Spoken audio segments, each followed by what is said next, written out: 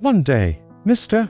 Robert, a philosophy teacher, was walking with his students near a local farmer's market. Along with him were students named Ryan, Jake, Daniel, and a few others. Suddenly, they saw a man pulling a cow with a rope. The man was trying to take the cow home, but the cow didn't want to move at all. It just stood still.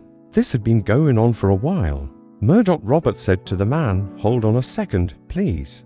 Then he turned to his students and said, "Come stand around here." He added, "I want to teach you something important." He asked, "Tell me who is really tied to whom? Is the cow tied to the man, or is the man tied to the cow? Who is the real master and who is the servant?" Jake replied, "Sir, it's clear.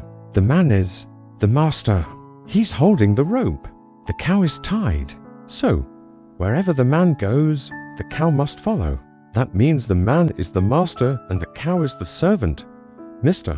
Robert smiled and said, "That's a good answer, but now watch this." He took a pair of scissors out of his backpack and suddenly cut the rope. As soon as the rope was cut, the cow ran away and the man started chasing after it. Murdoch Robert then said, "Now look what's happening. Can you see who was actually tied to whom? The cow had no interest in the man. In fact, it wanted to escape. But now the man is running after the cow. That means he was the one truly tied." Then he said, "Just like this cow, we all have negative thoughts in our minds like anger, jealousy, fear, and pride. These thoughts don't really care about us, but we keep holding on to them. We think we are in control of them, but in reality, they control us. We carry these thoughts for years, filling our minds with useless and harmful things. We don't want to let them go. In fact, sometimes we even enjoy being caught up in them. But the moment we stop being interested in those thoughts, they run away just like the cow." In life, we often believe that we own many things and even people. But honestly, we're not the owners. Because of our needs, we become their servants.